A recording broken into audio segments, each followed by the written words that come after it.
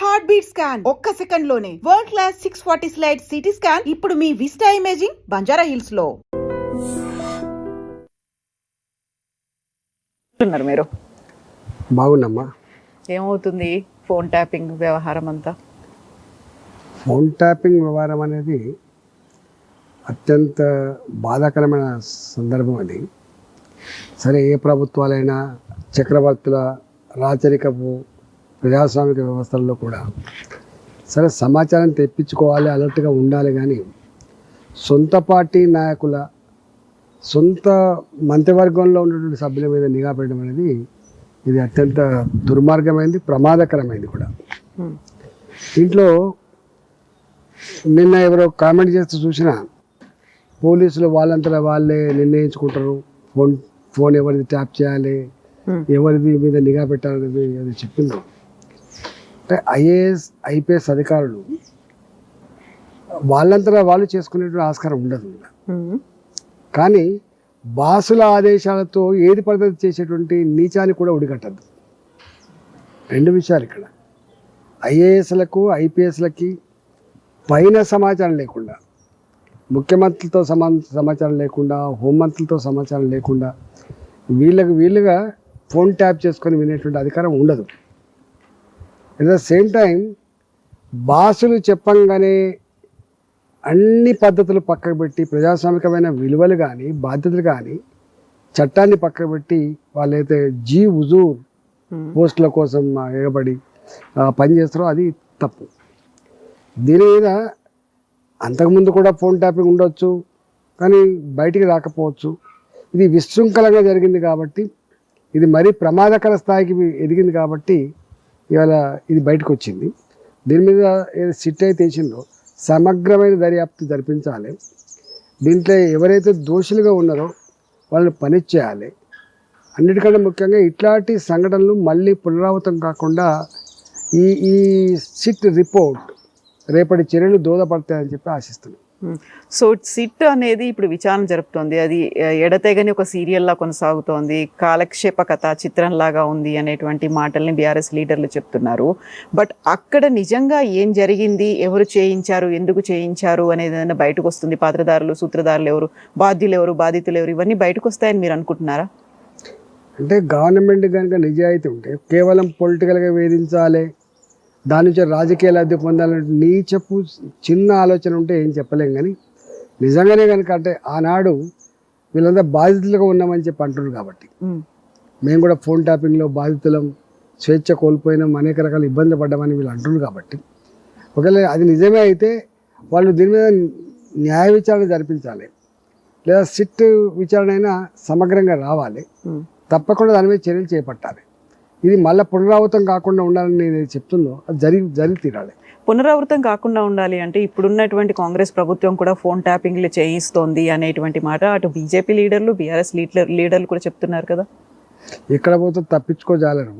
అంటే గింత జరిగిన తర్వాత గింత అసహించుకునే స్థాయికి ఎదిగిన తర్వాత మళ్ళీ ఇప్పుడు అదే ఏ కాంగ్రెస్ ప్రభుత్వం అయితే ఏ కాంగ్రెస్ పార్టీ అయితే అన్నట్టు విమర్శించిందో, ఇవాళ అదే కాంగ్రెస్ పార్టీ అధికారంకి వచ్చిన తర్వాత మళ్ళీ వాళ్ళు కూడా గది చిల్లర పనిచేస్తే తప్పకుండా మూల్యం చెల్లించక తప్పదు. ఇది మంచిది కాదు. సో మీకు అనిపిస్తుందా ఈ ప్రభుత్వం కూడా చేస్తుంది ఫోన్ ట్యాపింగ్ అని అంటున్నారు కొద్దిమంది? ఇప్పుడు సంఘ విద్రోహ శక్తులు కావచ్చు, రక్షణ సంబంధించిన వ్యవహారాలలో ఎవరు తలదూర్చి జాలరు. ప్రభుత్వాలకు, పోలీస్ డిపార్ట్మెంట్కి ఆ స్వేచ్ఛ ఉంటుంది. కానీ దాని పేరిట సొంత మంత్రుల, ప్రతిపక్ష నాయకుల మీద నిఘా పెట్టే పద్ధతి మంచిది కాదు. మీకు అనుమానం ఏమన్నా వచ్చిందా? ఇప్పుడు వీళ్ళు చేస్తున్నారు, ఈ ప్రభుత్వంలో కూడా అదే జరుగుతుంది అనేది. ఎక్కడ వస్తుంది? ఇప్పుడే ఇంకా సమయం రాలేదా?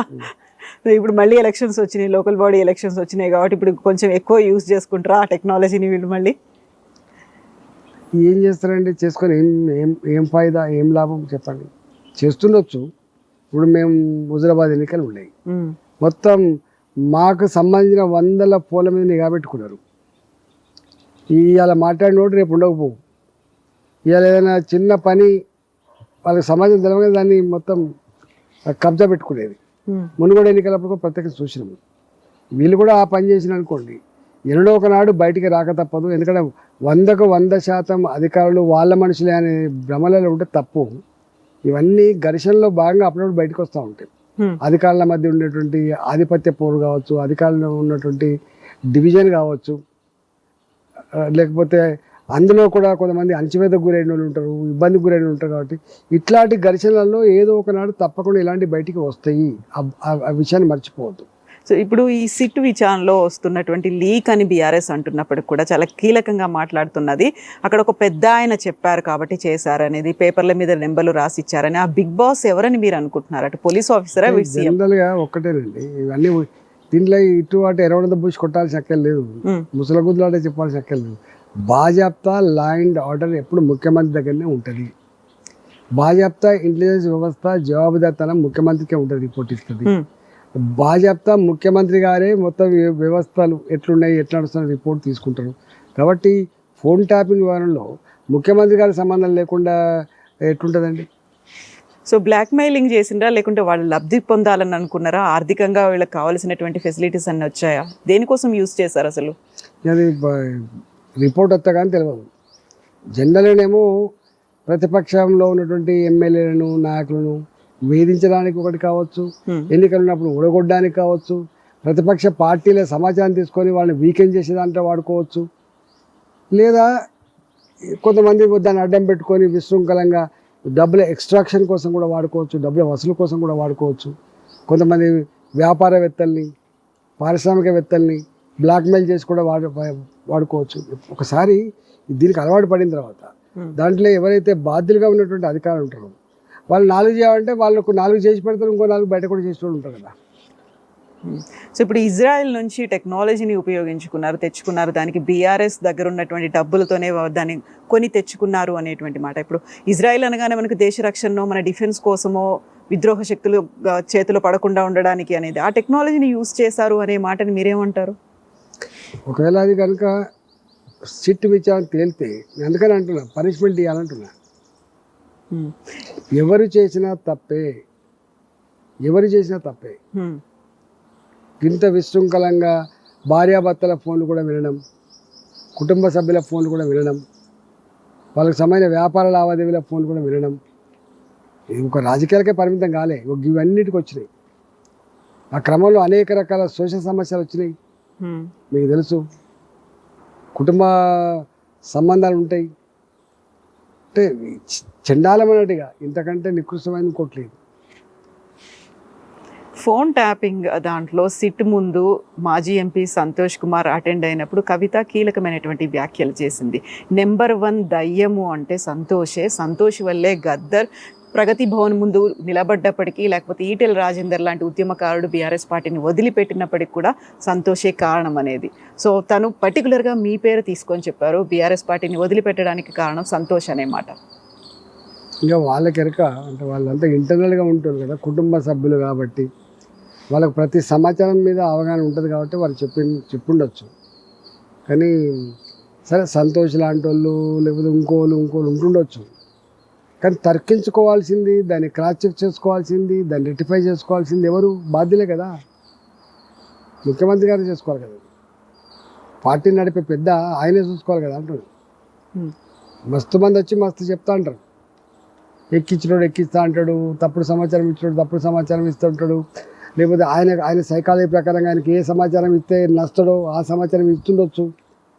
కానీ అంతిమంగా మంచి ఏంది, చెడేంది, ఏది చేయవచ్చు, ఏది చేయకూడదు నిర్ణయించుకోవాల్సింది పెద్ద ఆయన కదా, బాధ్యులు వారే కదా అల్టిమేట్గా. సో పెద్ద ఆయన అంటే సీఎంఏ, అంతే. మాజీ సీఎం. ఫోన్ ట్యాపింగ్ అనే వ్యవహారం ముఖ్యమంత్రి గారికి తెలియకుండా జరిగే ఆస్కారం లేదు. జరిగింది అనుకో, మనకి పనిష్మెంట్ అంటే మరీ తీవ్రమైన పనిష్మెంట్ ఇవ్వాలి. ఏముండాలంటారు పనిష్మెంట్ అంటే? ఏముంటుందని చట్టం ప్రకారం ఉంటాయి, చట్టాలు ఉన్నాయి కదా. సో ఇప్పుడు సిట్ చాలా ఖచ్చితంగా పనిచేస్తుంది, కఠినమైనటువంటి శిక్షలు తీసుకుంటుంది, జైలుకి పంపిస్తుంది అని మీరు అనుకుంటున్నారా? చూడాలి. అంటే రాజకీయ అవసరం కోసం వాడుకుంటారా, బ్లాక్ మెయిలింగ్ కోసం వాడుకుంటారా, నిజంగానే ప్రజాస్వామికమైన విలువల్ని కానీ వ్యక్తుల స్వేచ్ఛను కానీ కాపాడతారనేది వేచి చూడాలి.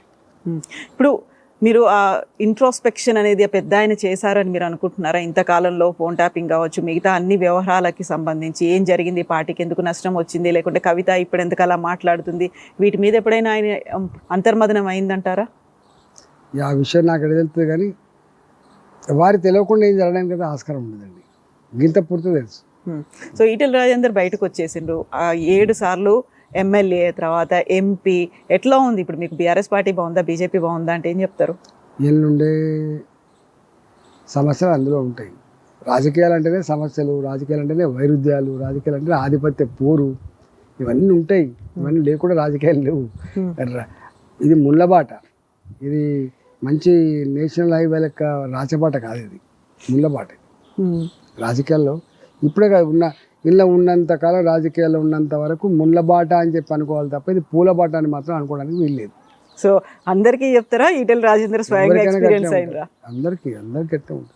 సో బీజేపీలో ఆ ముళ్ళబాటే ఉందా అంటే నేను అంటా రాజకీయాలే ముళ్ళబాట అంటున్నా. ఓకే, బీజేపీ అనగానే మనకు ఎక్కువ గ్రూపులు అనేవి కనిపిస్తున్నాయి. గతంలో కాంగ్రెస్లో కనిపించిన దానికంటే తెలంగాణ బీజేపీలో గ్రూపులు ఎక్కువ ఉన్నాయి అనేది. అన్నిట్లో ఉంటాయి, ఒకదాని ఎక్కువ, ఒకదాని తక్కువ, ఒకదాని కనబడితే ఒకదాని కనపడవు అంతే. మీరు ఒక మాట అన్నారు, గతంలో బీజేపీలో గ్రూపులు అనేవి ఎక్కువ ఉన్నాయి, అసలు మనకున్న శక్తే తక్కువ, ఇన్ని గ్రూపుల వల్ల మనకు బువ్వ పెట్టదు, ఏం చేయదు అని. యూ స్టిల్ దానికే ఉంటారా? సందర్భం వచ్చిన ఉపన్యాసాలు చెప్తూ ఉంటాం కదా, కార్యకర్తలు ఉత్సాహపరచడానికి, కార్యకర్తలు ఛార్జ్ చేయడానికి, కార్యకర్తలలో రియాలిటీ ఎట్లుండాలి లీడర్ అని చెప్పడానికి ఇవన్నీ చెప్తాం కదా. ఇప్పుడు ఈ రోజు సాయంత్రం ఆరూరి రమేష్ మళ్ళీ బీఆర్ఎస్ నుంచి బీజేపీలోకి వచ్చారు, బీజేపీ నుంచి మళ్ళీ ఇమ్మీడియట్గా ఘర్ వాపసీ లాగా వెళ్ళిపోయి బీఆర్ఎస్లో జాయిన్ అయిపోతున్నారు. సో కొత్తగా వచ్చిన వాళ్ళని హక్కున చేసుకునే తత్వం బీజేపీలో లేదు. గతంలో కాకుల్లాగా, గద్దల్లాగా వాళ్ళని పొడుస్తున్నారు అనే మాట మీరు అన్నారు. అదే దానివల్ల వెళ్ళిపోయారా ఆరూరి? జనరల్గా ఏంటంటే రాజకీయ నాయకుడు రాజకీయ భవిష్యత్తును కోరుకుంటాడు. ఆయనకు ఆ పార్టీకి పోతే మళ్ళీ ఇంకా రాజకీయ భవిష్యత్తు గొప్పగా ఉంటుందని చెప్పి భావించి ఉండొచ్చు, పోయి ఉంటాడు. సొంత ఇంటికి వచ్చిన ఫీల్ ఇప్పుడు మనం చూస్తున్నాము, దేశవ్యాప్తంగా ఉంది.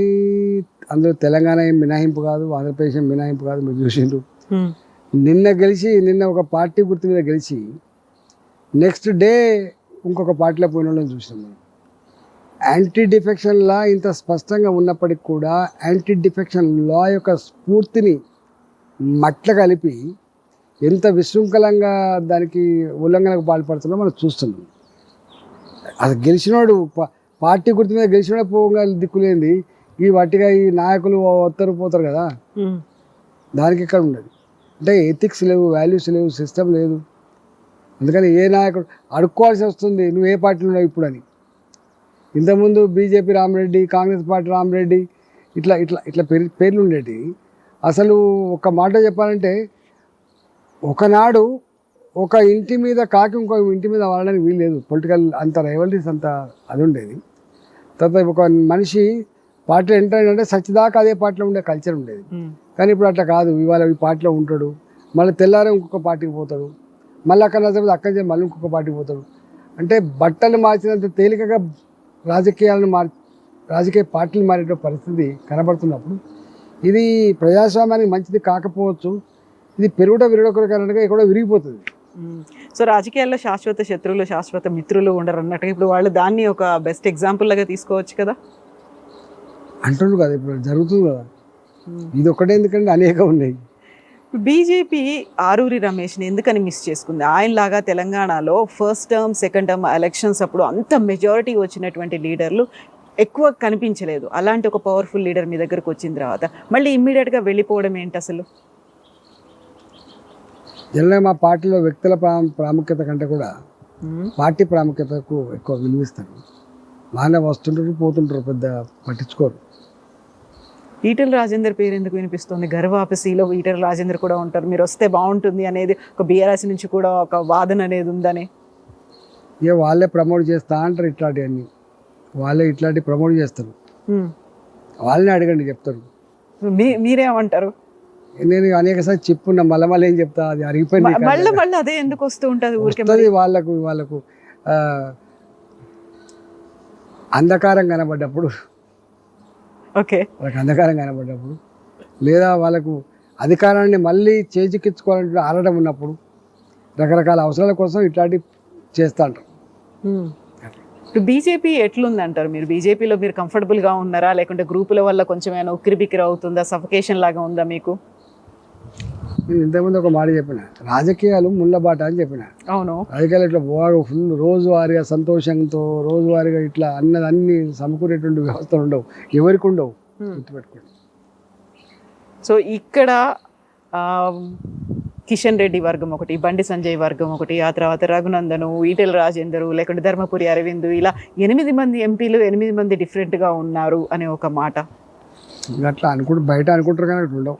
ఉండదా? నిన్న ధర్మపురి అరవింద్ ఒక మాట అన్నాడు, నేను రఘునందన్ కలిస్తే బీఆర్ఎస్ పార్టీని గల్లంతు చేస్తాము అనేటువంటి మాట. అక్కడ కేవలం ఆ ఇద్దరే ఉన్నారు, మొత్తం బీజేపీ గురించి చెప్పలేదు ఆయన. తెలియదు మరి వాళ్ళు ఏ కాంటాక్ట్స్ అన్నారో వాళ్ళని అడగండి.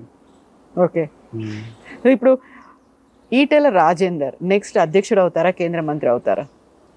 ఇప్పుడు తెలియదు కదా, ఏమీ తెలియదు మీకు అసలు. ఇప్పుడు అధ్యక్షుని అయితేనా లేకపోతే మంత్రి అవుతా ఎట్లా చెప్తారండి మాది. సో ప్రధానంగా రామచందర్ వచ్చిన తర్వాత కావలసినటువంటి, లేకుంటే అంత పవర్ఫుల్గా ఉండాల్సినంత బీజేపీ లేదు, అంత అగ్రెసివ్నెస్ కనిపించట్లేదు, చాలా సాఫ్ట్గా ఉండడం అనేది కలిసి రాలేదు అనేటువంటి ఒక మాట ఉంది. సో అందుకని బండి సంజయ్ని మళ్ళీ అధ్యక్షుడిగా తీసుకొస్తారు, మిమ్మల్ని కేంద్ర మంత్రిగా తీసుకెళ్తారు అనే మాట. తెలియదండి, ఏమీ తెలియదు మీకు అసలు ఏం జరుగుతుంది అసలు బీజేపీలో అనేది. రొటీన్గా మా కార్యక్రమాల్లో మేము నిమగ్నమై ఉంటాం తప్ప ఏముంటుంది. మీ కార్యక్రమాల నిమగ్నం అంటే పొద్దున వచ్చింది మొదలు ఆల్మోస్ట్ బయట ఒక 50 కార్లు ఉన్నాయి, ఒక గ్రూపులుగా ఒక 6-7 గంటలుగా వాళ్ళతో మాట్లాడినారు. అయినప్పుడు మీరు మల్కాజిగిరి ఎంపీ అయినప్పటికీ కూడా హుజురాబాద్ని అస్సలు వదులుకోదలుచుకోలేదు, హుజురాబాద్ మీద కంప్లీట్ హోల్డ్ అనేది మీరే పెట్టుకోవాలని ఉన్నది అనేది. అట్లేం ఉండదండి, మేము ఒక హుజురాబాద్కు ఒక మల్కాజిగిరికో పరిమితమైన నాయకులం కాదు కదా. మేము జనరల్గా మొత్తం తెలంగాణ వ్యాప్తంగా ఎక్కడ పోయినా ఓ తెలంగాణ ఉద్యమకాడిగా ఉంటుంది. తెలంగాణకు ఆనాడు ప్రజలకి ఎక్కడ సమస్య వచ్చినా వాలిపోయే బిడ్డగా, తెలంగాణ సమాజానికి ఎక్కడ గింత ఇబ్బంది జరిగినా పోరాటం చేసినటువంటి బిడ్డగా మాకు గుర్తింపు ఉంటుంది. రాష్ట్ర మంత్రిగా పనిచేస్తే, మంత్రి అంటే ఒక జిల్లాకు మంత్రి ఉన్నాడు కదా, టెక్నికల్గా జిల్లాలో ఉన్నప్పటికీ కూడా తెలంగాణ వ్యాప్తంగా పరిచయాలు ఉంటాయి కదా. ఇప్పుడు బండి సంజయ్ హుజురాబాద్ నుంచి ఆయన కంటెస్ట్ చేయాలనుకుంటున్నారు నెక్స్ట్ అసెంబ్లీ ఎన్నికల వరకు. అప్పుడు ఈటెల రాజేందర్ ఏం చేస్తారు తెలియదు మరి నాకు. ఆయన అట్లా చేస్తుండొచ్చు ఆయన. మరి మీరేం చేస్తారు అప్పుడు? మీది నేనేం చేయాలని నేను నిర్ణయించుకుంటా. దానికి చాలా టైం ఉందా? టైం ఉంది కదా, చాలా టైం ఉంది కదా. ఇప్పుడు ఎందుకు, ఇప్పుడు ఇంకా 3 ఏళ్ళు ఉండదు ఎలక్షన్స్. సో ఈటెల రాజేందర్ బండి సంజయ్ మధ్యలో అన్ని పాసిఫై అయిపోయినాయా కరీంనగర్కి సంబంధించి? ఊహాగానాలకు సంబంధించిన ప్రశ్నలకు ఆన్సర్ ఆయన ఉండదు. సో మీడియా ముందు కూడా మాట్లాడినటువంటి మాటలు, లేకుంటే కరీంనగర్ లీడర్ల మీద ఒక ఇండైరెక్ట్గా మాకు చేసినటువంటి స్ట్రాంగ్ స్టేట్మెంట్లు, కామెంట్లు, సందర్భాన్ని బట్టి మాటలు వస్తాయి కదా. సందర్భాన్ని బట్టి, అప్పుడున్నటువంటి సర్కమ్స్టాన్సెస్ని బట్టి, అప్పుడున్న భౌతిక పరిస్థితిని బట్టి, అప్పుడున్న వాడిని బట్టి, వెడిని బట్టి, జరిగిన పరిణామాలను బట్టి మాట్లాడుతుంటాం కదా. ఆనాడు మాట్లాడి మళ్ళీ ఇలా మాట్లాడేది రేపు మాట్లాడకపోవచ్చు కదా, సందర్భాన్ని బట్టి. సో అంతా కలిసికట్టుగానే ముందుకు కలిసి వెళ్తారా? తప్పకుండా అనుకుంటున్నాం. అనుకుంటున్నారు. అది కేవలం ఈటెల రాజేందర్ అనుకుంటున్నాడా? అందరి దగ్గర నుంచి కూడా అదే మాట ఉందా? అందరూ అనుకోవాలి కదా. లీడర్ అంటూ కూడా మొట్టమొదటి ఉండాల్సిన క్యారెక్టరే కలిసిమెలిసి పనిచేయాలనే క్యారెక్టర్ ఉండాలి. దానికోసం ఏం చేయాలంటారు? ఈ మధ్య కాలంలోనే విన్నది, ప్రధానమంత్రి నరేంద్ర మోదీ తెలంగాణ ఎంపీలతో మాట్లాడారు, ఆ తర్వాత ఛత్తీస్గఢ్ మిగతా రాష్ట్రాల ఎంపీలతో మాట్లాడినప్పుడు ఇక్కడ మనం అనుకున్నంతగా చెయ్యట్లేదు, ఓవైసీని చూసి నేర్చుకోండి, సోషల్ మీడియా కావచ్చు మిగతాది ఏదైనా కానీ అంతగా అగ్రెసివ్గా వెళ్ళట్లేదు అనేటువంటి ఒక మాట మాట్లాడరా? నో కామెంటా? చూడాల్సింది, నేర్చుకోవాల్సింది, ఫాలో అవ్వాల్సింది ఏం లేదా? సందర్భం అయితే చెప్తాం. ఇప్పుడు రాలేదా అసలు? ఇంకా టైం ఉందా దానికి? ఎంత టైం ఉండింది? ఎప్పటి వరకు ఉండొచ్చు చెప్తాం. సో ఇప్పుడు లోకల్ బాడీ ఎలక్షన్స్ అనేవి ఉన్నాయి, ఇప్పుడు మళ్ళీ ఫోకస్ పెట్టాల్సినటువంటి అవసరం ఉంది. ఏం చెయ్యాలంటారు? తెలంగాణ బీజేపీ ఎలాంటి పిలుపునివ్వాలంటారు? కేవలం కేంద్రం దగ్గర నుంచి వచ్చి ఇక్కడ పరిశీలకులుగా వచ్చి, లేకుంటే ఇన్ఛార్జీలు వాళ్ళు చేయాలా, ఇక్కడ ఉన్నటువంటి వాళ్ళు చేయాలా? అక్కడి నుంచి పాపం మార్గదర్శకాలు చెప్తారు, అనుభవాన్ని చెప్తారు, సపోర్ట్ చేస్తారు. చేయాల్సిందంతా లోకల్గానే కదా. మున్సిపాలిటీ ఉంది, ఆ మున్సిపాలిటీ ఉన్న నాయకత్వం ఫస్ట్ స్ట్రాంగ్ ఉండాలి, వాళ్ళు నడిపేటువంటి జిల్లా నాయకత్వం స్ట్రాంగ్ ఉండాలి. అంతే తప్ప ఎక్కడో ఢిల్లీలో ఉన్న వాళ్ళకు పాపం మున్సిపాలిటీ ఎన్నికల దగ్గరికి వచ్చి డైరెక్ట్గా ఎన్నికల ప్రచారం చేసే ఆస్కారం కానీ స్ట్రాటజీ చేసే ఆస్కారం అవసరం లేదు. లోకల్ ఇంటర్ చేసుకుంటారు. ఓకే. సో దానికోసం టైం చాలా తక్కువ ఉంది, 15 రోజులు కూడా లేదు. మీరు చెప్పినట్టుగా ఒక కలెక్టివ్గా ఉండాలి, కార్యకర్తలను కలుపుకుపోవాలి, ప్రతి ఒక్కరిని ఇన్వాల్వ్ చేయాలి. ఈ టైం సరిపోతుందంటారా? ఇది స్థానిక సంస్థల ఎన్నికలు కదా, చిన్నవి కదా. మున్సిపాలిటీ అంటే జస్ట్ 1000 ఓట్లు 5000 ఓట్ల కంటే ఎక్కువ లేవు నాకు తెలిసి. అయినప్పటికీ కూడా చాలా ప్రెస్టీజియస్గా భావిస్తున్నాను కదా. ఎందుకో అంటే గెలుపు అనేది తప్పకుండా ప్రెస్టీజ్ తీసుకుంటుంది ప్రతి పొలిటికల్ పార్టీ. ఇవన్నీ బేస్ కదా. అవును. రేపు మళ్ళీ ప్రభుత్వాన్ని ఏర్పాటు చేయాలంటే సర్పంచ్లకు గెలవాలని కోరుకుంటాం, ఎంపీటీసీలకు గెలవాలని కోరుకుంటారు, మున్సిపాలిటీలా క్యాప్చర్ చేసుకోవాలని కోరుకుంటాడు. ఇవన్నీతో పాటు అవి ఉంటేనే అది తప్ప కేవలం అక్కడ మాత్రమే అధికారం ఉండి మిగతా అని లేకపోతే కూడా సమగ్రమైన అభివృద్ధి కానీ కోఆర్డినేషన్ కానీ ఉండే ఆస్కారం ఉండదు. సో ఇప్పుడు ఈటెల రాజేందర్ అభిమానులతో కొంతమందితో మాట్లాడినప్పుడు వాళ్ళు అన్న మాట ఏంటంటే, ఒక రేవంత్ రెడ్డి ఒక బండి సంజయ్ కలుస్తున్నారు ఈటెల రాజేందర్ని దెబ్బతీయడానికి అనే ఒక మాట. మా అన్నకి దక్కాల్సినంత ఒక పేరో గౌరవమో లేకుంటే మనం ఇప్పటిదాకా చూసినటువంటి అవన్నీ మిస్ అయిపోతున్నాయి, కొంచెం తగ్గినట్టుగా కనిపిస్తున్నాడు మా అన్న అనే మాట. బయట పాపం మీ అభిమానులు వాళ్ళు ఏ కోణంలో చూస్తున్నారో పాపం, వాళ్ళ అసెస్మెంట్ ఏందో వాళ్ళకెరక, నాకేమైనా తెలుస్తుంది. ఓకే, వాళ్ళ అభిప్రాయాన్ని ఎట్లా చెప్పగలుగుతారు? గతంలో ఈటెల రాజేందర్ అన్నని ఊహించుకున్నట్టుగా మా రాజేందర్ అన్న అట్లుండే అంత గొప్పగా ఉండే, ఇప్పుడు కొంచెం తగ్గినట్టున్నాడు. ఏం ఉండదు, సైలెంట్ గట్టినే ఉన్నా, ఇప్పుడు గట్టినే ఉంటా, రేపు కూడా గట్టినే ఉంటా. ఓకే, ఏం మార్పు ఉండదు. ఇప్పుడు కవిత దగ్గరికి వస్తే, కవిత అంటున్నటువంటి మాటలు, ఆ తర్వాత సరికొత్తగా నేను ఒక పార్టీ పెడతాను, ఇప్పుడు శక్తిగా వెళ్తున్నాను, ఇప్పుడు ఒక వ్యక్తిగా వెళ్తున్నాను, శక్తిగా వస్తాను అనేటువంటి మాటలు, అంటే వారికి ఉన్న నమ్మకం ఏంటో, వారికి ఉన్న శక్తి ఏందో వారికే తెలవాలి తప్ప వారి గురించి నేను ఎట్లా కామెంట్ చేస్తా? వారి అంచనా ఏందో తెలంగాణ సమాజం పట్ల, రేపు ఏం చేస్తే వారు అంటున్నట్టుగా ఎన్నడో ఒకనాడు నేను కూడా కాకపోతున్నాను లేదు అంటున్నారు. వారికి ఒక విజన్ ఉండి ఉంటుంది. మాట్లాడినరా మీతో ఏమన్నా ఈ మధ్యన? మాట్లాడు, అసలు టచ్లో లేరా? తెలంగాణ జాగృతి ఏ పార్టీ కాబోతోంది అన్నట్టుగా ఈసీ దగ్గర దరఖాస్తు కూడా పెట్టుకున్నారు అని తెలియదు నాకు. కొత్త పార్టీ వస్తే ఓకేనా? ఈ ప్రజాస్వామ్యం ఇది, ఎన్ని పార్టీలైనా రావచ్చు, కానీ అంతిమంగా మిగిలితే మాత్రం రెండే మిగులుతాయి. తను ఈ మధ్య కాలంలో ఫోన్ ట్యాపింగ్ అంశం తెర మీదకి వచ్చిన తర్వాత సిట్ విచారణలు జరుగుతున్నప్పుడు గుంపు మేస్త్రికి గూఢాచారిగా సంతోష్ కుమార్ ఉన్నారు, గుంటనక్కగా హరీష్ రావు ఉన్నారు, వీళ్ళందరూ కలిసి చేస్తున్నటువంటి ఒక వ్యవహారం, ఇది డైవర్షన్ పాలిటిక్స్ ఇవన్నీ అంటున్నారు కదా. అలా పార్టీలకు అతీతంగా కలిసిపోతున్నారా? సరే, తాత్కాలికంగా డైవర్షన్ పాలిటిక్స్ అని చెప్పి కామెంట్ చేసి ఉండొచ్చు, కానీ ప్రజలకు ఇచ్చిన వాగ్దానాలని ప్రజలు మర్చిపోతారని మాత్రం భావించద్దు. ఇవాళ సపోర్ట్ చేయకుండొచ్చు, కానీ మళ్ళీ వాళ్ళ సందర్భం వచ్చినప్పుడు వాళ్ళు మొత్తం అస్త్రాలన్నీ తీస్తారు, యుద్ధం చేస్తారు, బొంద పెడతారు. వాళ్ళు ఎప్పుడు ప్రజల్ని తక్కువ అంచనా వేయద్దు, అమాయకులుగా భావించద్దు, కామ్గా ఉండాలని చెప్పి భ్రమలలో ఉండద్దు. వాళ్ళు సందర్భం వచ్చినప్పుడు మళ్ళీ అగ్రెసివ్ అవుతారు. వాళ్ళ చేతిలో ఏ పవర్ అయితే ఉందో దాంతో సమాజాన్ని మార్చుకునే ప్రయత్నం చేస్తారు, పాలకులని కూడా మార్చే ప్రయత్నం చేస్తారు. సో అది కేవలం ఎన్నికల వరకు ఎదురు చూడాల్సిన అవసరమేనా, ఇంకంతేనా? అంటే ఇప్పుడు రోజువారీ కార్యక్రమాలు ఉంటాయి కదండి. అవును, ఎన్నికలు ఉన్నప్పుడు ఒక పాత్ర ఉంటుంది, మామూలు అప్పుడు ఒక పాత్ర ఉంటుంది. అసలు పాత్రలు పొలిటికల్ లీడర్లకు కూడా ఎవ్రీడే పాత్రలు మారుతూ ఉంటాయి. ఒక్కొక్క రోజు ఒక్కొక్క దాని ప్రయారిటీ ఉంటుంది, పనులలో నిమగ్నమై ఉంటాం, పోతా ఉంటాం. ఒక రోజు ఒకటే రకంగా ఉండే కదా. అమిత్ షాని మీరు కలిసినప్పుడు ఆయన చెప్పినటువంటి ఒక హామీయో వాగ్దానమో ఏంటి?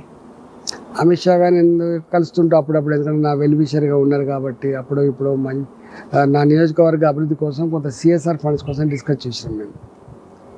నా నియోజకవర్గం కొంత అభివృద్ధి జరగాలని చెప్పి వారిని పెండింగ్లో ఉన్న అన్నీ కూడా సబ్మిట్ చేసి వచ్చిన అట్లా. ఓకే, రాష్ట్ర బీజేపీ గురించో, ఇక్కడ ఉన్నటువంటి నాయకత్వం గురించో, లీడర్ల గురించో అసలు ఏం చర్చ ఉండదా మీకంటూ ఒక హామీ? నేను పెద్ద పట్టించుకోనండి, అన్నిట్లో ఏలిపెట్టుడు, అందరి గురించి మాట్లాడుకుంటూ నా వల్ల కాదు. నేను చేస్తే ఏమైనా మంచి చేస్తా కావచ్చు, కానీ ఒకరు చెడ్డ అయితే చేయను. నెగిటివ్ కామెంట్ ముందట ఏం మాట్లాడతాం, లోపల కూడా అదే మాట్లాడతాం, వెనుక కూడా అదే మాట్లాడతాం తప్ప ముందట ఒకటి మాట్లాడి ఆహోహో అని వెనుకకే వచ్చి గోతులు తవ్వే పద్ధతి కానీ చెడుగా మాట్లాడే ఆలోచన నా తత్వం కాదు. సో ఎప్పుడు, when was the last time మీరు ఎప్పుడు వెళ్ళిండ్రు నాంపల్లిలో ఉన్నటువంటి బీజేపీ ఆఫీస్కి? సందర్భం వచ్చినప్పుడు వెళ్ళొస్తుంటా, పని ఉన్నప్పుడు వెళ్ళొస్తుంటా. మీరు అక్కడ నుంచి ప్రెస్ మీట్ కానీ అక్కడ ఉన్నటువంటి మిగతా మీటింగ్స్ కానీ పెద్దగా అటెండ్ అయినట్టు ఎందుకు కనిపించదు? నాకు అవసరం పడ్డప్పుడు పోతా, నాకు అవసరం లేదు కాబట్టి పోలే. సో ఇప్పుడు అంతా కేవలం మల్కాజ్గిరి లేకపోతే హుజూరాబాద్ వీటి మీద సిటీ చుట్టుపక్కలే ఉన్నా కదా, ఎక్కడంటే అక్కడ నేను ప్రెస్ మీట్ పెట్టుకునే ఆస్కారం ఉండేది నాకు.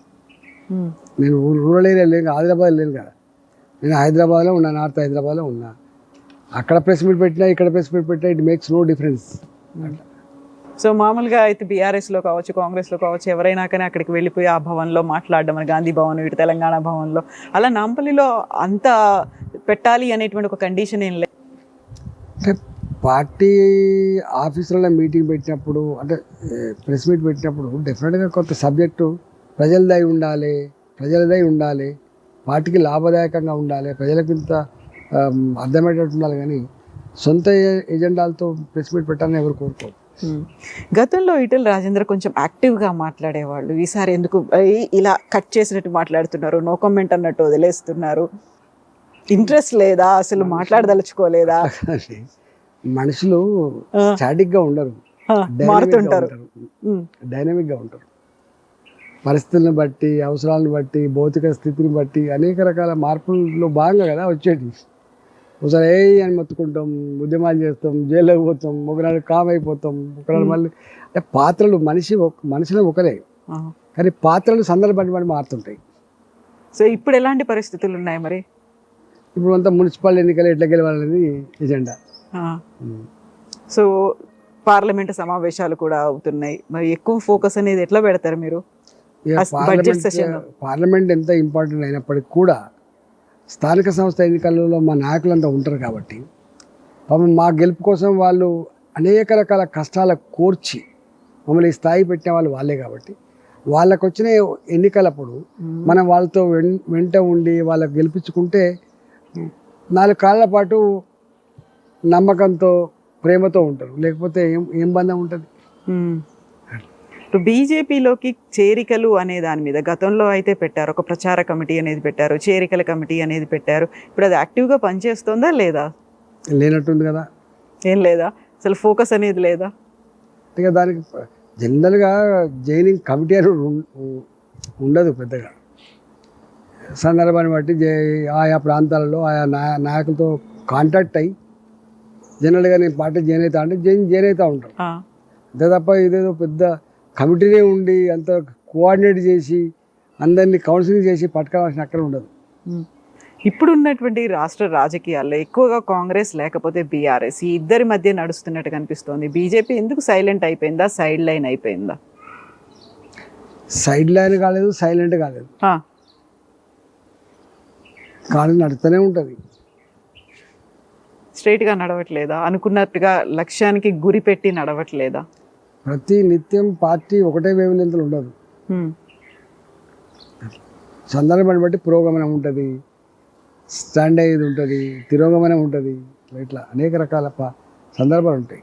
సో ఒక మంచి సందర్భం లేకుంటే అనుకూలమైనటువంటి పరిస్థితి అంటే ఎప్పుడు వస్తుంది? మళ్ళీ 2028 ఎన్నికలప్పుడు. అప్పటిదాకా అంటే ఆ లాస్ట్ మినిట్లో చేసేటువంటి హడావుడి బదులు ఇప్పుడు కూడా నిర్మాణాత్మకంగా ఉండాలి, బేస్ నుంచి ఉండాలి, గ్రాస్ రూట్ లెవెల్లో ఉండాలి అంటే పెట్టాల్సినటువంటి ఫోకస్ చాలా వరకు కార్యకర్తలో ఒక అసహనం అనేది ఉంది.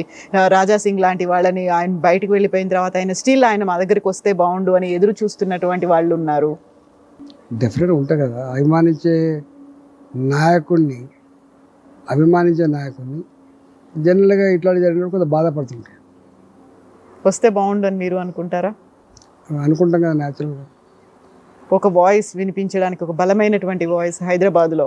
ఆయన ఒక సెక్షన్ ద పీపుల్ అట్రాక్ట్ చేస్తాడు, నేను ఒక రకమైన యాక్టివిటీ చేస్తాను. ఆబ్వియస్గా ఒక్కొక్క మనిషికి ఒక రకమైనటువంటి ప్రత్యేకత ఉంటాయి. అట్లా నాకుండే ప్రత్యేకత ఆయనకు ఉండదు, ఆయనకు ఉండేది నాకు ఉండదు. సో ఇప్పుడు హైదరాబాద్ ఎంపీ అసదుద్దీన్ ఓవైసీ ఈ మధ్య కాలంలో ఒక మాట మాట్లాడారు. అంటే బీజేపీ లీడర్ నవనీత్ రాణా అన్నారు, సో హిందువులని నెంబర్ పెంచుకోవాల్సినటువంటి అవసరం ఉంది, కొంతమంది దీన్ని పాకిస్తాన్గా మార్చే ఉద్దేశంతో జనాభాని ఎక్కువగా పిల్లల్ని కంటున్నారు అని ఆయన అన్నారు. నాకు 6 పిల్లలు, మీరు కావాలంటే 8 మందిని కనండి అనేది. పిల్లలు పెంచుకోవడం ఇప్పుడున్న పరిస్థితుల్లో వీళ్ళు చెప్తానో వాళ్ళు చెప్తానో పిల్లలు కానీ పరిస్థితి లేదు. 2 పిల్లలు సాధడమే కష్టంగా ఉంది. తెలియదు ఏముంది, విపరీతమైన జనాభా పెరిగిపోయి వనరులు మాత్రం గవే ఉండి ఇలా డెన్సిటీ ఆఫ్ పాపులేషన్ ఎట్లా ఉంది, సమస్యలు ఎట్లా ఉన్నాయో మనం చూస్తూ ఉన్నాం. ఇప్పుడు ఇంకా మీరు 10 మంది పిల్లల్ని కానివ్వండి 20 మంది పిల్లల్ని కానివ్వండి నినాదం ఇచ్చేది తప్పు. ఓకే, ఈ 2 ప్రభుత్వాలు చూసిన తర్వాత బీఆర్ఎస్ పాలన, బీఆర్ఎస్ 10 ఏళ్ల పాలన, కాంగ్రెస్ చూసిన తర్వాత ఏమనిపిస్తోంది? ఈ 2 ఏళ్ల పాలన చూసిన ప్రజలు బాధపడుతున్నారు. తెలంగాణ గిందు కోసం కాదు కాదు తెచ్చుకున్నది, తెలంగాణ రాష్ట్రాన్ని తెచ్చుకున్నది ఆకలి కేకలు లేని, ఆత్మహత్యలు లేని ఒక సుసంపన్నమైన తెలంగాణ. తెలంగాణ పేరు చెప్పంగానే ఇట్లా తలకాయ ఎత్తుకునేటట్టు ఉండాలి తప్ప గిట్ల అయిపోయిందనే బాధ ఉంటుంది కదా. ఆంధ్రప్రదేశ్ గట్ల అయిపోయింది, తెలంగాణ గట్ల అయిపోయింది. సో ఆ 10 ఏళ్ళు ఈ 2 ఏళ్ళు అట్లనే ఉందా? ఏం మార్పు లేదా ఈ 2 ప్రభుత్వాల్లో? కొన్ని మార్పులున్నా ప్రజలు ఎక్స్పెక్ట్ చేసినంత మార్పులు మాత్రం లేదు. సో గతంలో కాళేశ్వరం ప్రాజెక్టు, ఆ తర్వాత మిగతా ఇవన్నీ చూసి ఇప్పుడు ఫోన్ ట్యాపింగ్ దాకా వచ్చాము. ప్రతిదీ ఇలా ముందుకు వస్తోంది, వెనక్కి వెళ్ళిపోతుంది. దేనికన్నా ఒక కంక్లూజన్ అనేది ఉందా? ఆరోపణలు విమర్శల దగ్గర ఆగిపోయిందా? అనేక రకాల ఆరోపణలు చేసింది వీళ్ళు, అనేక రకాలు చేసిండ్రు. ప్రధాని రింగ్ రోడ్డు మీద కూడా చేసిండ్రు. ఇది 7,800 కోట్ల రూపాయలకు అమ్ముకున్నారు అడ్డంగా, ఇది 30,000 కోట్లు 40,000 కోట్లు ఆగిపోయింది. అట్లనే ఫోన్ ట్యాపింగ్ ఇప్పటిదాకా కాలే, కాళేశ్వరం ఇప్పటిదాకా కాలే. అంటే మాట్లాడుతున్నారు తప్ప అది ఎండ్ పాయింట్కి చేరతలేదు. ఎందుకు చేరతలేదో వాళ్ళకెరక. ఎందుకు చేరట్లేదని మీరు అనుకుంటున్నారు? వాళ్ళకెరక, అది వాళ్ళ స్ట్రాటజీ ఏందో వాళ్ళకు ఉంటుంది. నిజమా లేకపోతే దీనిలో ఏం పసలేదా, నిజమా లేదా పసలేదా వాళ్ళు చెప్పాలి కదా. సో మీరు ఆ ప్రభుత్వంలో కూడా ఉండొచ్చారు కాబట్టి నిజంగా ఇవన్నీ పసలేనివేనా, నిజాలు ఉన్నాయంటారా? అందులో ఆరోపణలో నిజమెంత? అంటే ఫోన్ ట్యాపింగ్ ఉందనుకోండి, అది నిజమని తేలిపోయింది, దాని మీద చర్చ పెట్టాల్సి అక్కర్లేదు. కాళేశ్వరం సరే ఇప్పటికే నేను చెప్పుకున్న నా అభిప్రాయాన్ని మళ్ళీ చెప్పాల్సి అక్కర్లేదు. ఓకే, సో 2 ఏళ్ళు ఆ తర్వాత ఇంకొక 3 ఏళ్ళు ఎదురు చూస్తూ ఉండాలి. మరి మీ అభిమానులకి, మీ కార్యకర్తలకి ఏం చెప్తారు మీరు? మా అభిమానులు ఎక్కడ ఊరు, మా అభిమానులు, మా మీద నమ్మకం ఉన్నవాళ్ళు, మాతో కలిసి నడిచిన వాళ్ళంతా మాతో ఉంటారు. సందర్భం వచ్చినప్పుడు యాక్టివ్ అవుతారు, సందర్భం వచ్చినప్పుడు కాముంటారు. సో అదే సందర్భం దీంతోనేనా మీరు టచ్ మీ నాట్ లాగా ముక్తసరిగా ఆన్సర్స్ ఇస్తూ ఈరోజు? ఎందుకని మూడ్ ఆఫ్ లో ఉన్నట్టు అనిపిస్తుంది నాకు. ఏమేమో తిరుగుతున్నాయా బ్రెయిన్ లో? చాలా చాలా తిరుగుతున్నాయా? మేధో మదనమా? ఆపండి, మేధో మదనం అవుతుందా? అది ఎప్పుడు రొటేట్ అవుతూనే ఉంటుంది, మీద ఎప్పుడు పని చేస్తూనే ఉంటుంది. ఓకే, కాన్స్టెంట్గా పని చేస్తుంది. ఓకే, ఇప్పుడు వేరే వేరే మైండ్లో ఉన్నారు, వేరే మూడ్లో ఉన్నారు కాబట్టి. మున్సిపాలిటీ ఎన్నికలు ఉంటాయి కదా, మున్సిపాలిటీ ఎన్నికల మూడ్లో ఉన్నాం. దేశమంతా మోదీ హవా అనేది కనిపిస్తుంది. తెలంగాణలో మాత్రం దాన్ని ప్రచారం చేసుకోవడంలో బీజేపీ లీడర్లే వెనకబడుతున్నారు. 8 మంది ఎమ్మెల్యేలు, 8 మంది ఎంపీలు ఉన్నారు. ఇక్కడ 2 కేంద్ర మంత్రులు, ఇంతమంది రాజ్యసభ సభ్యులు, ఎంపీలు ఉన్నప్పటికీ కూడా ఎందుకని వెనకబడుతున్నారు? మోదీ గురించో లేకుంటే కేంద్ర పథకాల గురించో చెప్పలేకపోతున్నారు. ఢిల్లీకి సౌత్ చాలా దూరం అయిపోయింది. మోడీ గారికి యూపీ, బీహార్, ఆ హిందీ బెల్ట్ అంతా కూడా భారతీయ జనతా పార్టీకి అదొక పట్టుకొమ్మలాగా ఉండేటువంటి ప్రాంతం. అది అక్కడ రాజకీయాలంతా కూడా పార్టీ, జెండా, సిద్ధాంతం ఇట్లాంటి పునాదుల మీద ఉంటాయి. సౌత్కి వచ్చేటప్పటికి అట్లాంటిది ఉండదు. ఇక్కడ డిఫరెంట్ ఎజెండా ఉండే ఆస్కారం ఉంటుంది. ఇక్కడ నాయకుల వ్యక్తిగతమైన గ్లామరు, లీడర్షిప్, తర్వాత ప్రజలు వాళ్ళ అవసరాలు, వాళ్ళకు సంబంధించిన ప్రణాళికలు, ప్రభుత్వం పరంగా ఇవన్నీ ఉంటేనే వాళ్ళు వింటారు తప్ప అక్కడలాగా ఉండే ఆస్కారం లేదు. అందుకనే నేను అనుకుంటా సౌత్ని ఇంకా అర్థం చేసుకోవాల్సిన అక్కర ఉన్నది. దీనికి సపరేట్ కార్యాచరణ ప్రకటించాల్సిన అక్కర ఉన్నది. దీనికి సపరేట్గా ఒక ప్రోగ్రామ్ ఇచ్చి పని చేసుకోవాల్సిన బాధ్యత ఉంది. మొత్తం సౌత్ అంటారా? తెలంగాణ మీద ఎట్లా? South not only Telangana, Andhra, Karnataka అంటే ఒకసారి అలా ప్రాంతీయ పార్టీలన్నీ కూడా విఫలమైనవి కాబట్టి తప్పకుండా వస్తే కాంగ్రెస్ లేదా భారతీయ జనతా పార్టీ కాబట్టి పెద్ద ఇష్యూ కాదు. ఎక్కడెక్కడైతే ప్రాంతీయ పార్టీలు ఉన్నాయో ఆ ప్రాంతీయ పార్టీలు ఉన్నటువంటి రాష్ట్రాలలో స్పెషల్ ప్రోగ్రామ్ కనుక లేకపోతే అంత ఈజీ కాదు. సో ప్రాంతీయ పార్టీలే రాష్ట్రాలకు ఒక శ్రీరామ రక్ష అనేటువంటి ఒక భావన ఉండేది. మీది కూడా, మీ ప్రస్థానం స్టార్ట్ అయింది కూడా ఒక ప్రాంతీయ పార్టీ నుంచే స్టార్ట్ అయింది. సో అక్కడ అవసరాలు ఏమున్నాయి, ప్రజలు ఏం కోరుకుంటున్నారు, వీటన్నిటికీ సంబంధించి ఒక వాయిస్గా ఉండేదే ప్రాంతీయ పార్టీలు అని. వాస్తవంగా చెప్పాలంటే ప్రాంతీయ పార్టీలకు ఉండేటువంటి కన్సర్న్, ప్రాంతీయ పార్టీలకు ఉండేటువంటి అవగాహన రాష్ట్ర ప్రజల పట్ల కానీ, రాష్ట్ర అవసరాల పట్ల కానీ జాతీయ పార్టీలకు ఉండే ఆస్కారం లేదు. కానీ ప్రాంతీయ పార్టీలు కుటుంబ పార్టీలుగా మారిపోయి వాళ్ళ సంపాదన ఎజెండాగా మారిపోయిన తర్వాత ఇది తప్పు అని చెప్పి ప్రజలు భావిస్తూ ఉన్నారు. అందుకనే ఉన్నంతలో పారదర్శకంగా ఉండే ప్రభుత్వాలు ఉండాలి. ప్రభుత్వాలు తలెత్తుకొని మా ప్రభుత్వం అని చెప్పుకుంటట్టు ఉండాలి, కానీ తలదించుకునే పద్ధతి ఉండద్దని, స్కాములు లేనటువంటి పద్ధతుల్లో, దోపిడీ లేని పద్ధతులలో మంచి పరిపుష్టమైన ప్రజాస్వామ్యం వర్ధిల్లేటట్టుగా ప్రభుత్వాలు ఉండాలని కోరుకుంటాం ప్రజలు. సో ఇట్లాంటి పరిస్థితుల్లో ప్రజలు ఎవరి వైపు చూస్తారని మీరు అనుకుంటున్నారు? ప్రజలు ఎవరు బాగుంటే వాళ్ళ వైపు చూస్తారు. ఇప్పుడు మోడీ గారు వచ్చిండ్రు 2014లో, మోడీ గారు వచ్చిన తర్వాత ఇంకొకరు దిక్కు చూస్తలేరు. మోడీ గారు వచ్చిన తర్వాత దేశ ప్రజానికం అంతా కూడా దేశం సురక్షితంగా సుభిక్షంగా ప్రపంచ చిత్రపటం మీద భారత ఔన్నత్యం గొప్పతనం ఎదగాలంటే మోడీ గారే దానికి నిజమైనటువంటి నాయకుడు అని చెప్పి ప్రజలు భావిస్తారు. కాబట్టి కశ్మీర్ నుంచి మొదలుపెట్టి కన్యాకుమారి వరకు మీరు అన్నట్టుగా సౌత్లో కూడా అక్కడ స్థానిక సంస్థల్లో గెలవకపోవచ్చు, మేము ఎమ్మెల్యేగా గెలవకపోవచ్చు, కానీ ఎంపీలు వచ్చినప్పుడు మాత్రం కొంత పాజిటివ్ ఉందంటేనే మీకు అర్థం కావాలి. దేశంలో ఎవరు ఉండాలి? మోడీ ఉండాలి. ఏ పార్టీ ఉండాలి? భారతీయ జనతా పార్టీ ఉండాలి. ఇక్కడ ఎక్కడ పేచి లేదు. కానీ అదే మళ్ళీ రేపు సర్పంచ్కి వచ్చినప్పుడు, ఎంపీపీ అయ్యేటప్పుడు, జిల్లా పరిషత్ చైర్మన్ అయ్యేటప్పుడు, లోకల్గా ప్రభుత్వం అయ్యేటప్పుడు డిఫరెంట్గా ఉంది. అందుకని దీన్ని నార్త్నేమో డబుల్ ఇంజిన్ సర్కార్ అని చెప్పేది అంటారు. అన్ని స్థానిక సంస్థల నుంచి మొదలుపెట్టి పార్లమెంట్ వరకు ఒకటే పార్టీ ఉంటుంది, కానీ ఇక్కడ డిఫరెంట్గా అవుతుందో. అందుకని నేను అంటున్నా, సౌత్ని మరింత లోతుగా అధ్యయనం చేయాల్సిన అక్కడ ఉన్నది. ప్రాంతీయ పార్టీలు ఉన్న దగ్గర మరింత ప్రణాళికలు స్పెషల్గా రూపొందించుకోవాల్సి ఎక్కడ ఉన్నది, స్పెషల్ ప్రోగ్రామ్ ప్రకటించుకోవాల్సి ఎక్కడ ఉంది. గతంలో తెలంగాణ ఉద్యమం అయినప్పుడు ఆ తర్వాత వచ్చినటువంటి 2 ఎలక్షన్స్లో కూడా రాష్ట్రానికి రక్ష స్థానికంగా ఉన్నటువంటి ఇక్కడ ప్రాంతీయ పార్టీలే, దేశానికి మాత్రం ఒక బీజేపీ అనేటువంటి భావన, అదే దిశగా ఇండైరెక్ట్గా ఒక మెసేజ్ కూడా వెళ్ళింది. కాబట్టి ఇక్కడ టీఆర్ఎస్ బీఆర్ఎస్ వచ్చింది, అక్కడ బీజేపీ వచ్చింది అనేది మీరు అదే ఫీల్ అయ్యారా ఆ టైంలో? ఇప్పుడు అది మారిందా? నేను ఇప్పటికేమంటున్నా, ప్రాంతీయ పార్టీలు కుటుంబ పార్టీలుగా మారిపోయిన తర్వాత, రాచరికపు పోకడలు మొదలైన తర్వాతనే ప్రాంతీయ పార్టీలను అసహించుకుంటున్నారు. ఇప్పుడు జాతీయ పార్టీలు వచ్చాయి, ఒకవైపు కాంగ్రెస్, మరోవైపు బీజేపీ. ఇవి వచ్చేసి అక్కడ ఉన్నటువంటి వాయిస్ ని చంపేస్తున్నాయి, ప్రాంతీయ పార్టీలు లేకుండా చేస్తున్నాయి. ఇష్యూ వాస్తవంగా మన ప్రాంతీయ పార్టీ మీద విముఖత కలిగిన నాడు జాతీయ పార్టీల వైపు చూసిండ్రు, అందులో జాతీయ పార్టీ భారతీయ జనతా పార్టీ వైపు చూసిండ్రు. కానీ by default Congress party gain అనేది వేరే విషయం. ఎందుకైంది అని అదొక వేరే సబ్జెక్ట్. ప్రజలు చూసింది బీజేపీని మాత్రమే, కాంగ్రెస్ని చూడలే. కానీ బై డిఫాల్ట్ కాంగ్రెస్ పార్టీ అధికారంకి వచ్చింది. లోపం ఎక్కడ కనిపించింది అప్పుడు? ఆ డిఫాల్ట్ అంటే ఎక్కడి నుంచి వచ్చింది? ఇప్పుడు 2 ఏళ్ళు అవుతుంది, 2 ఏళ్ళు తెలిసిపోతుంది కదా. కాంగ్రెస్ పార్టీకి అధికారం ఇచ్చినప్పటికి కూడా ఏం మార్పు లేదు. మార్పు లేకపోయినా పేన మీద పూలపడ్డాం అనుకుంటాను కదా. సో పెనము పొయ్యి కాదు, మాకు కావాల్సినటువంటి ప్రాపర్గా మాకు రోటీ కపడా కమ్మాక అని అంటారా, లేకపోతే వాళ్ళకి కావాల్సినటువంటి ఒక మంచి జీవనం కావాలి అనుకుంటే బీజేపీ అంటే ఆ ప్రత్యామ్నాయంగా తెలంగాణలో కల్పించాలంటే ఏం చేయాలంటారు?